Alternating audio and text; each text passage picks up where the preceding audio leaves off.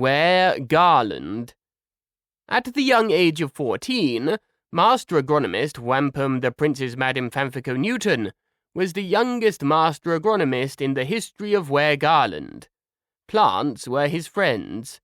He knew each one by name.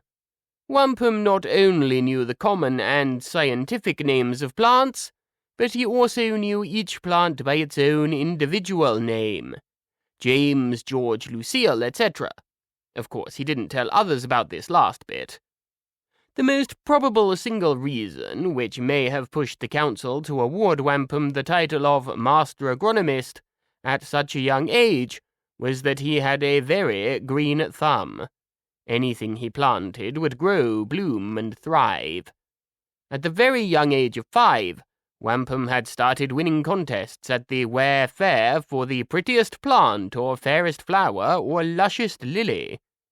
He also once won a contest for mushiest moss, but he didn't count that award, since nobody else had entered a moss in the contest, and he was fairly certain that the fair magistrates had set up that category just for him.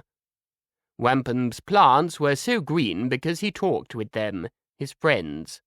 Sure, other people talked to plants, but Wampum talked with plants. He asked them how they were doing, and were they getting enough to eat and to drink. He would also ask them where would they like to live in the yard, and other things like that, and he would listen to their answers. Wampum also liked to be included in the conversations which his plants were having with each other. He found that the thing which plants liked to talk about most was the exact same thing that humans liked to talk about most: the weather.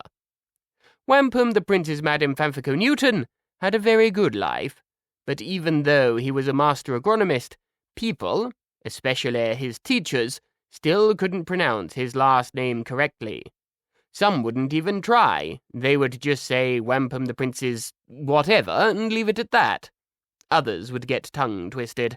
Some would even end up adding a few syllables, as if 10 weren't enough, and people not pronouncing his last name correctly irked Wampum to no end, which is inexplicably further down the road than the end. Life was easy. The Ware had given him a parcel of land to grow whatever he wanted. This parcel extended right up to the Ware border. He called his parcel Wampum's Gardeness. Some said that he was in love with his land, and maybe he was, but he wasn't stingy about it. Wampum made some eating gardens near the town side of his property.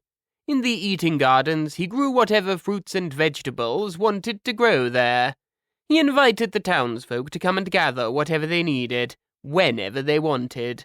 There always seemed to be enough for everyone, and people didn't come often enough to endanger any other farmers and gardeners of becoming too jealous of Wampum, or of going out of business. When Wampum was 18, he built a tiny house on his parcel of land. It had just enough room for one person to turn around in. It was, needless to say, a tree house.